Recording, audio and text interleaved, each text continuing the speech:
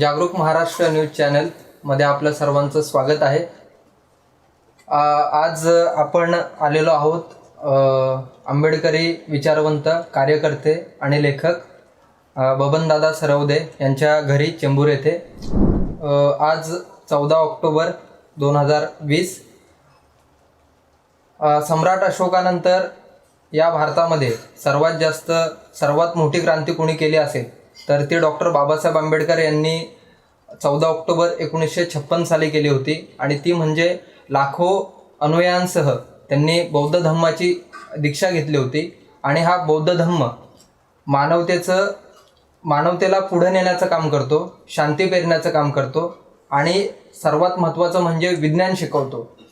तर हाच डॉक्टर बाबासाहेब आंबेडकरांनी बौद्ध धम्म घेऊन खऱ्या अर्थाने या ठिकाणी ज्यांचं शोषण झालेलं होतं, जे शोषित होते आणि सामाजिकदृष्ट्या जे वंचित होते, त्यांना खऱ्या अर्थानं मेन प्रवाहामध्ये आणण्याचं काम कुणी केलं असेल तर डॉक्टर बाबासाहेब आंबेडकरांनी केलेलं आहे।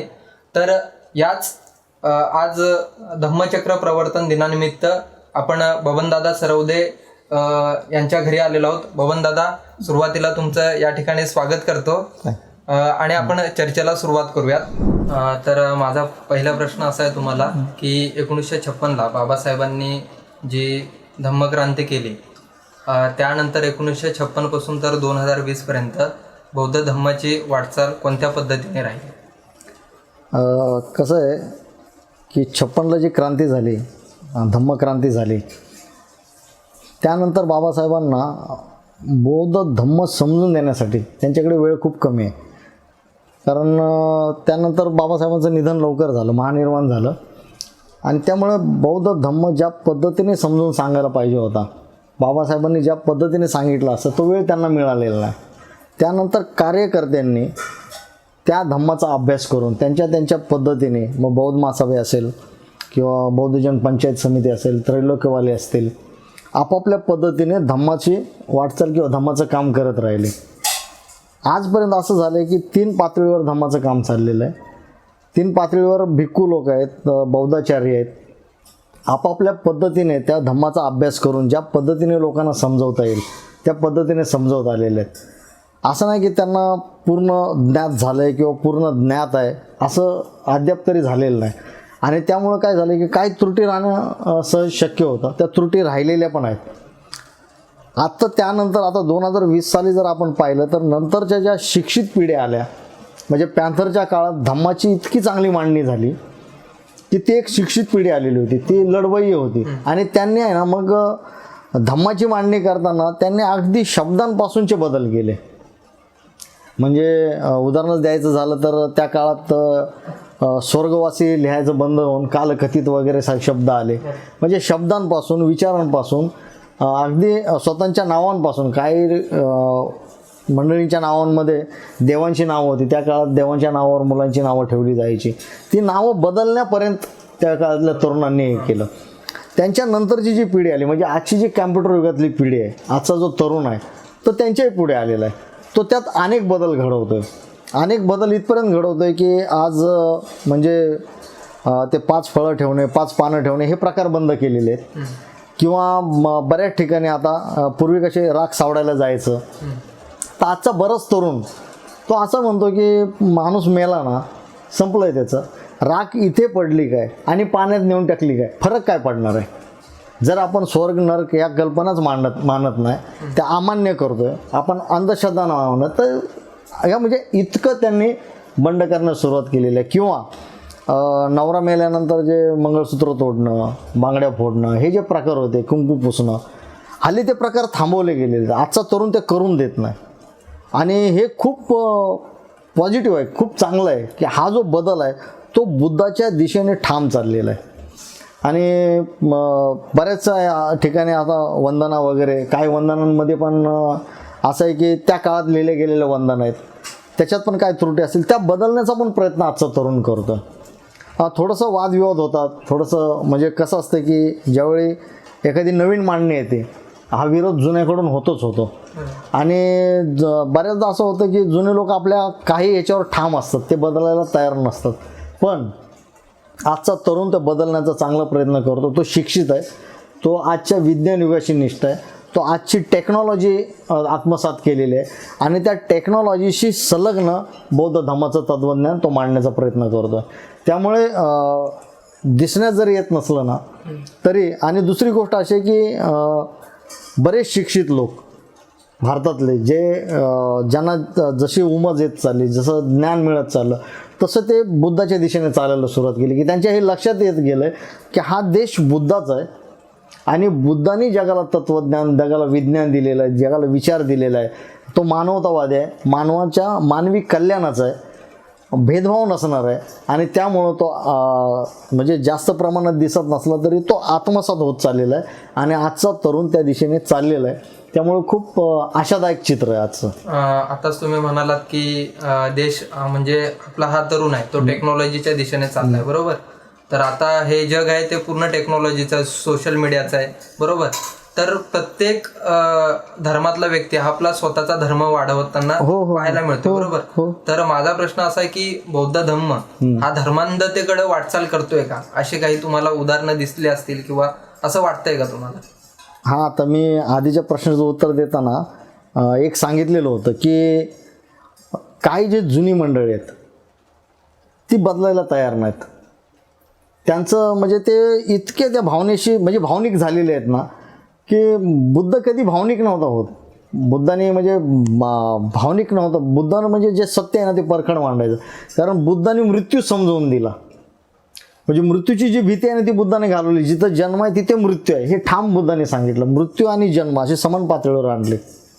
पण काही जी मंडळ आहे ना ते बाबासाहेब या नावाशी किंवा बाबासाहेबांनी दिलेलं बुद्ध या नावाशी त्यांचे भावनिक जवळीक असल्यामुळे काही बदल स्वीकारताना ते थोडेसे अडवतात. ते नाही ना मग हे बाबासाहेबांच्या विचारांच्या विरोधात आहे किंवा बुद्धांच्या विचारात विरोधात आहे असं त्यांची मांडणी येते. पण बाबासाहेबांनी किंवा बुद्धांनी कुठल्याही विचाराला चौकट दिलेली नाही.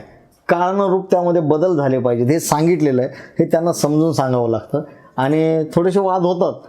पण बऱ्याच ठिकाणी असं होतं की आपल्याला दिसतं की काही बौद्धाचार्य आहेत, काही भिक्खू आहेत, म्हणजे बरेच प्रकार असे असतात की जरी 5 फुलं बंद केलेली असली तरी पण अनेक नवीन गोष्टी म्हणजे त्यांच्या बुद्धिमत्तेप्रमाणे ते काय सांगतात ते जर नाही मांडलं तर त्यांना राग येतो.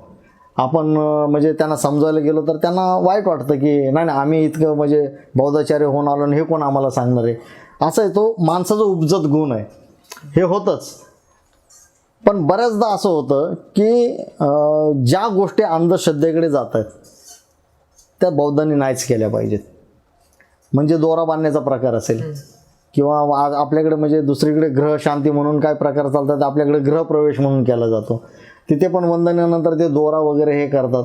त्या प्रकाराचं कोणाला काय आजपर्यंत सांगता नाही आलेलं. किंवा बऱ्याच ठिकाणी आपण गेलो विहारात की काही भिक्खू किंवा बौद्धाचार्य आपल्या हातामध्ये पांढरे दोरे वगैरे बांधते. का बांधतात त्याचं विश्लेषण नाही सांगता येत. अशा बऱ्याच गोष्टी आहेत की त्या भविष्यामध्ये आपल्याला त्या टाळाव्या लागतील. किंवा फुलांचा प्रकार आहे. म्हणजे फुलं ही जोपर्यंत झाडावर आहेत, वेलीवर आहेत तोपर्यंत जिवंत, पण तोडलं की मृत्यू ना. आज जर विज्ञान युगामध्ये बुद्धाच्या विचारांनी, बुद्धाच्या अँगलने जर आपण विचार केला तर कोणी सांगेल की बुद्ध कधीही कुणाचा जीव घ्या आणि मला वाहा असं म्हणणार नाही. त्यामुळे बुद्धाला फुलं वाहणं किंवा बाबासाहेबांना फुलं वाहणं येत्या काळामध्ये या तरुणांनी हळूहळू बंद केलं पाहिजे. कारण अहिंसा जर आहे ना मग फुलाचा पण जीव नका घेऊन. आणि फुलं वाहिल्याने नेमकं काय होणार आहे, कशासाठी व्हायची हा एक प्रश्न. पण कसं आहे ते एकाएकी बदल होणार नाहीत. म्हणजे आम्ही काय बदल केले ना, म्हणजे आता कोण प्रमुख पाहुणे आले की पूर्वी गुच्छ द्यायचो, मोठे मोठे गुच्छ वगैरे द्यायचो, 100-200 पासून 1000 रुपयेपर्यंत द्यायचो. पण नंतर बारकाईने विचार केला ना, काही कार्यक्रमामध्ये 8-10 वर्षापूर्वी मी असा विचार केला की आपण 200चा दिला किंवा 1000चा गुच्छ दिला तो कचराच, फेकायचंच आहे. पण तेच जर आपण 10 रुपयाचं साधं पुस्तक दिलं ना तर ते फेकता येणार नाही आणि ते उपयुक्त आहे. जरी ज्याला दिलं त्याला जे अमान्य असेल, त्याला नको असेल तर दुसरं कोणाला देईल, पण तो कचऱ्यात नाही फेकणार, ते पुस्तक आहे. तर मग आम्ही ते पद्धत बदलली आणि गुच्छच आणायचे बंद केले. आता आम्ही आमच्या कार्यक्रमांमध्ये किंवा ते बघून काही तरुणांनी, काही मंडळांनी पण सुरुवात केली की पुस्तकं आणि शाल देणे, जसं नारळ बंद केला आपण तशी आम्ही गुच्छही बंद केलेत. भविष्यात अगदी फुलंच आणायचं बंद जरी केलं तर ते बुद्धासाठी योग्य असेल असं मला वाटतं. बरोबर. आताच तुम्ही बोललात की भिक्खू लोक म्हणजे कुणाच्या हातात पांढरा दोरा बांधत असेल किंवा काय या पद्धतीचं, तर बऱ्याचशा अशा ठिकाणी झालंय की बुद्धाने सांगितलं होतं की चिवर आणि स्वतःच्या 4-5 ज्या गोष्टी असतील तेवढ्याच भिक्खूंनी स्वतःजवळ बाळगाव्यात. बरोबर. मग आता त्याच्यात सुद्धा बदल होत चाललेत आणि कुणाच्या हातात घड्याळ दिसतंय, कुणाच्या हातात मोबाईल दिसतोय, परत आणखी दोरा वगैरे बांधताना दिसतोय, पांढरं मंगळसूत्र आणलं पाहिजे किंवा काय. मग माझा प्रश्न असा आहे की हे भिक्खू बौद्ध धर्मातले ही तथाकथित भटांची जागा घेत आहेत का असं तुम्हाला वाटतं? हा, ती शक्यता खूप जाणवते. कारण कसं असतं की चिवर घातलेली व्यक्ती ज्यावेळी आपल्यासमोर भिक्खू म्हणून बसते आणि ते ज्यावेळी सांगत असते त्यावेळी त्यांच्याकडून काही असं अनावश्यक आपल्याला आढळलं, आपण त्यांना बोलूही शकत नाही कारण त्या चिवरचा आपण आदर राखतो. पण मला असं म्हणायचं वाटतं की ज्यांनी चिवर घ्यायचा ना अंगावर, त्यांनी तो एक ते त्याग तर करतात ते, कारण सगळं सोडून द्यावं लागतं. चिवर अंगावर घेणं हे खायचं काम नाही, ते आयऱ्या गायऱ्याचं काम नाही, ते सगळं पाळावं लागतं. पण ते चिवर अंगावर घेताना आहे ना बुद्धाचा विज्ञाननिष्ठ अभ्यास होणं गरजेचं आहे. आता जसं आपण म्हणतो की मग त्या काळात बुद्धाने ज्या 5 गोष्टीचं सांगितलं होतं की त्याच जवळ बाळगायचे, बाकी काय बाळगायच्या नाही, ते त्या काळामध्ये सांगितलेल्या होत्या. आज जर बुद्ध असतं तर आज कदाचित म्हटलं असतं भिक्खूंना की मोबाईल ठेवा जवळ, तो गरजेचं आहे. कारण ते बदल आहेत आणि बदलत्या जगाबरोबर बदलणं जे प्रवाहित आहे ते स्वच्छ असतं आणि जे थांबतं ना ते डबकं होतं, ती दुर्गंधी माजतं. त्यामुळं हे बदल स्वीकारले पाहिजेत. त्याबद्दल त्या काळात ते बुद्ध चालत जायचे, काट्याकुट्यातून जायचे. आज बुद्ध असे तर नसते म्हटले तुम्ही चालत जा, मग वाहन आहेत ना, जा ना. त्यामुळं तो फरक स्वीकारला पाहिजे. पण बुद्धाचा विचार किंवा बुद्धाचं तत्त्वज्ञान अंधश्रद्धेकडे जाणार नाही, ह्याची दक्षता मात्र फक्त भिक्खूंनीच नाही तर सगळ्यांनीच घेतली पाहिजे. आणखी एक गोष्ट, सगळं काही भिक्खूंवर किंवा बौद्धाचार्यांवरच अवलंबून राहिलं पाहिजे असं नाही. कारण बाबासाहेबांनी ज्यावेळी धम्म दिला त्यावेळी सुरुवातीला संघाला शरण जायला नकार दिलेला होता. त्याच्यावर खूप त्यांनी म्हणजे गुरुजी चंद्रमणींशी त्यांचा खूप संवाद झाला, चर्चा झाल्या आणि त्यानंतर ते संघाला शरण जायला तयार झाले. कारण संघ कसा असावा हे जे बुद्धांनी सांगितलं तसा बाबासाहेबांना वाटला नव्हता किंवा बाबासाहेबांचा त्याच्यावर आक्षेप होता.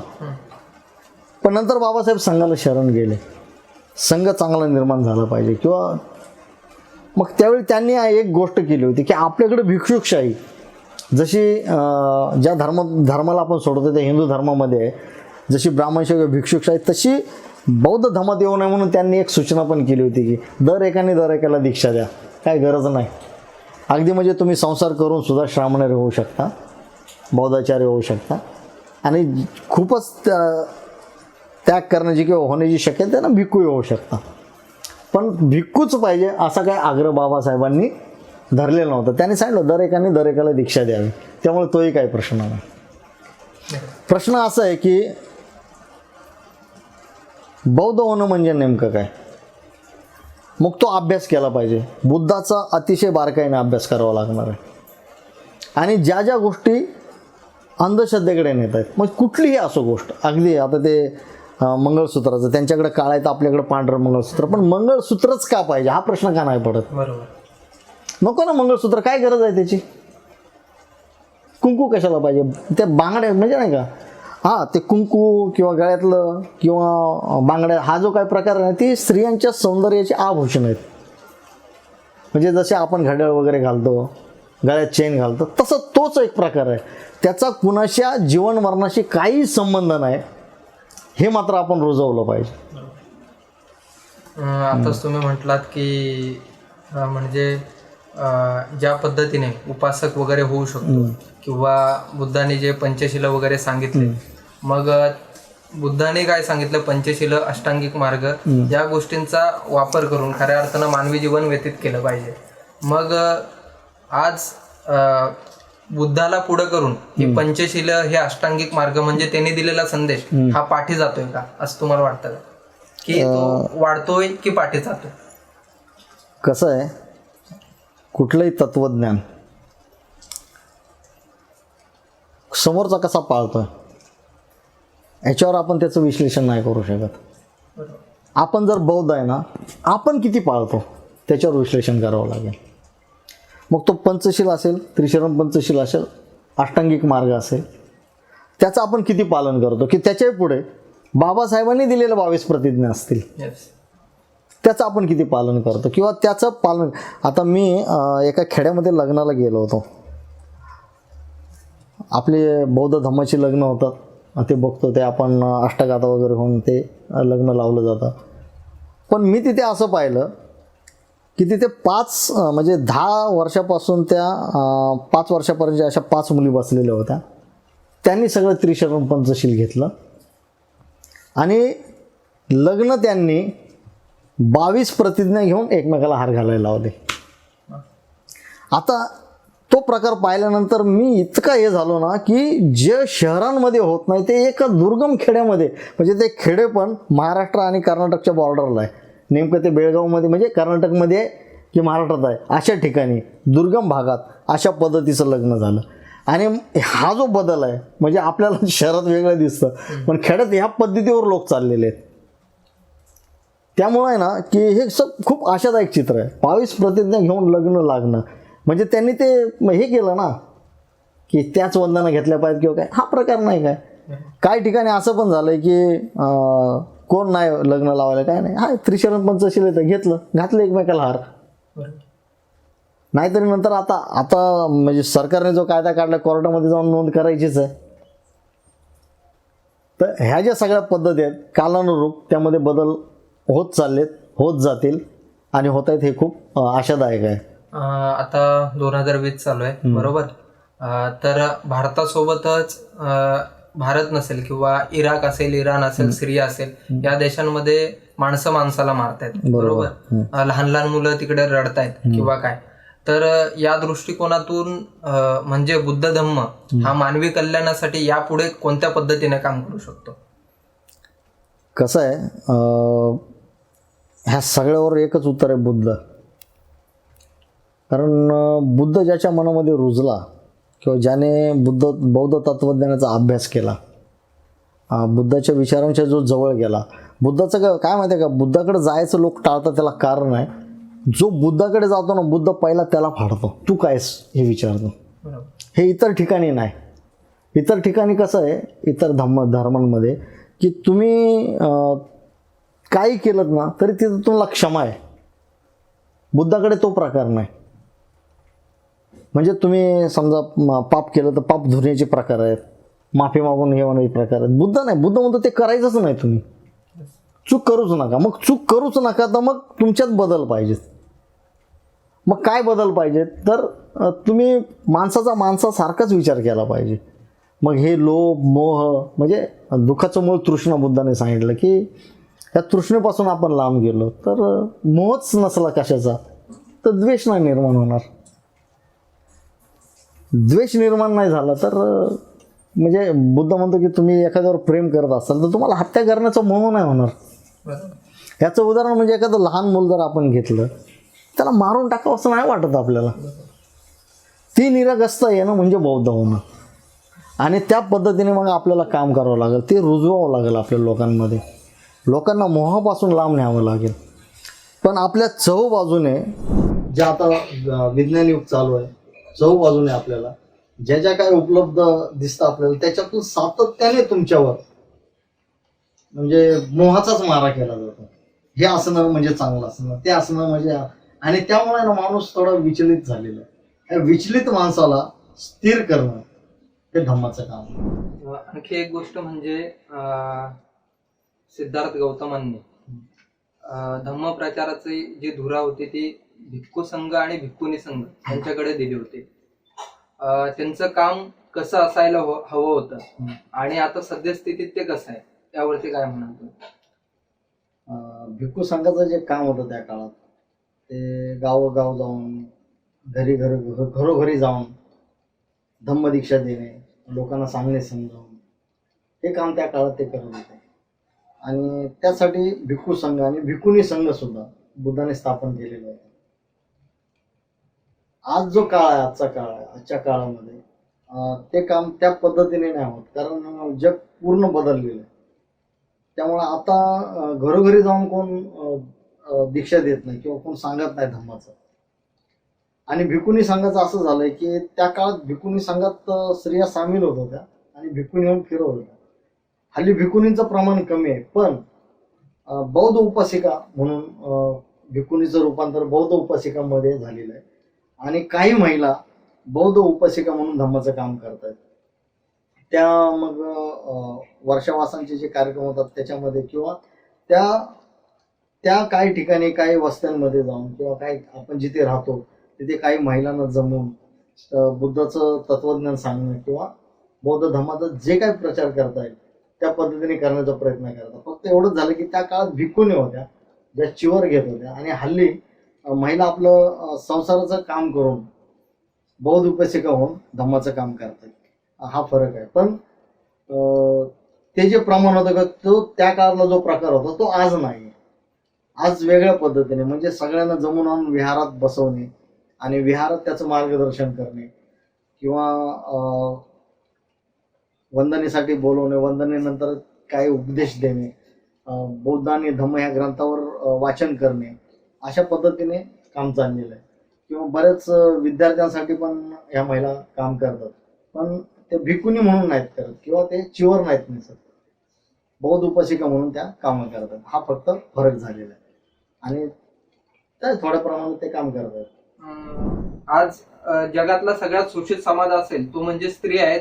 तर या स्त्रियांना सुद्धा आपल्या सर्वात अगोदर स्त्री पुरुष समानता बोलतो, तर ती स्त्री पुरुष समानता गौतम बुद्धांनी दिली. ती त्यांच्याच जो भिक्खुनी संघ स्थापन करून त्यांनी त्या माध्यमातून दिली आणि त्या पद्धतीच्या भिक्खुनी संघातल्या स्त्रिया सुद्धा उच्च पदापर्यंत जाऊ शकतात. याला कुठल्याच अटी त्यांनी घातलेल्या नव्हत्या. मग एकूणच स्त्री मुक्तीची जी बीज होती ती त्याच ठिकाणी बुद्धाने पेरली होती. आता तुम्ही थोड्या वेळापूर्वी म्हणाला होतात की जगाला बुद्धाची गरज आहे. तर मला वाटतं की जर बुद्ध धम्म जर वाढीस लावायचा असेल येणाऱ्या काळामध्ये, तर बुद्ध धम्माच्या प्रचारासाठी कोणत्या पद्धतीचा अवलंब केला पाहिजे? हा प्रश्न अतिशय चांगला आहे. मुळात एक गोष्ट आपण समजून घेतली पाहिजे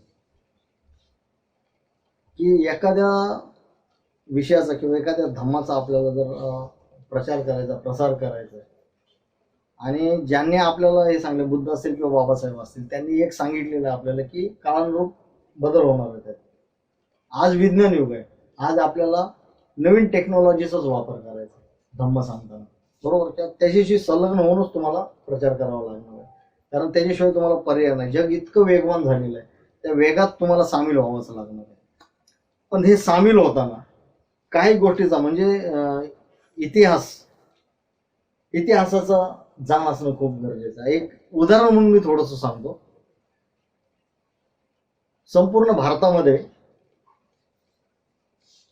1600 बौद्ध लेण्या, म्हणजे ज्या काय मोजता येतात किंवा ज्या उत्खननात सापडलेल्या आहेत किंवा ज्या लोकांना दिसत आहेत आता, अशा तब्बल 1600 लेण्या संपूर्ण भारतात आहेत. त्या 1600 मधल्या म्हणजे अचंबित व्हायला होईल, एकूण 1200 लेण्या फक्त महाराष्ट्रात आहेत. हे विचार करण्यासारखी गोष्ट आहे. किती? 1600 मधल्या 1200 लेण्या फक्त महाराष्ट्रात आहेत. त्याचं कारण आहे की महाराष्ट्रातला जो दगड आहे लेणी कोरण्यासारखा, तसा इतरत्र भारतामध्ये नाही. तो जास्त प्रमाणात महाराष्ट्रात असल्यामुळे कदाचित, पण महाराष्ट्रात 1200 लेण्या आहेत आणि त्या 1200 पैकी एकूण 700 लेण्या फक्त पुण्यात आहेत, जुन्नरमध्ये. 700. त्याचं कारण असं आहे की मौर्य साम्राज्याचं लयास गेल्यानंतर, म्हणजे सम्राट अशोकानंतर 40 वर्षानंतर मौर्य साम्राज्य लयास गेलं. पुष्यमित्र शृंगाचं राज्य आलं आणि त्यानंतर बदल होत गेले. त्यानंतर जे एक सक्षम राज्य स्थापन झालं किंवा जी कुळ सत्तेवर आले ते महाराष्ट्रात आले आणि त्यांचं नाव सातवाहन. सातवाहनांची ज्यावेळी सत्ता आली ना, त्यांची मूळ राजधानी ही जुन्नर. त्याचं पूर्वीचं नाव म्हणजे जीर्णनगर. जीर्णनगरचं नाही का, जुननगर, जुन्नर, जुन्नर असं ते झालं कालांतराने. ती जुन्नर त्यांची राजधानी मूळ. पैठणला ते नंतर गेले, ज्यावेळी शकांचं आक्रमण झालं आणि शकांचा जो राजा आहे त्यांनी ह्यांना हरवलं युद्धामध्ये. हरवल्यानंतर त्याला जुन्नरमधून पळून जावं लागलं आणि ते पैठणला येऊन स्थायिक झाले. पण त्यांच्या कालावधीमध्ये जुन्नरमध्ये 700 लेण्या कोरल्या गेल्या.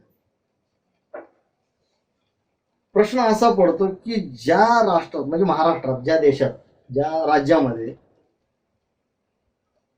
सगळ्यात जास्त लेण्या आहेत, ज्या शहरात किंवा ज्या ह्याच्यामध्ये सगळ्यात जास्त लेण्या आहेत, तो प्रदेश बौद्धांचाच असला पाहिजे. त्याला जेव्हा काही दुमत नाही.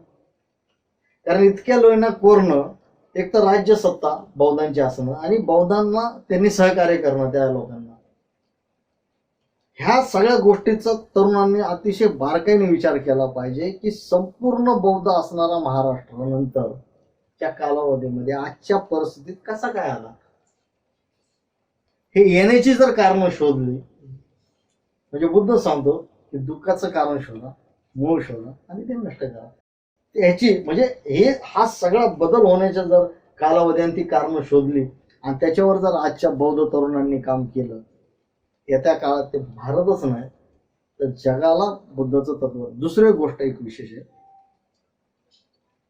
बाबासाहेबांनी धम्म देताना एक गोष्ट सांगितली होती की सारा भारत बौद्धमय करेन. इतकं बारीक स्वप्न बाबासाहेबांसारखा महापुरुष बघेल असं वाटत नाही. बोलले असतील किंवा असं, पण धम्म देताना त्यांनी एक शब्द वापरला होता की जगाची पुनर्रचना करणे हा बुद्धाच्या धम्माचा हेतू आहे. जगाची पुनर्रचना करणे हे का बाबासाहेब बोलले असतील, तर त्यांना हे ज्ञात होतं की जगाला बुद्धाशिवाय पर्याय नाही.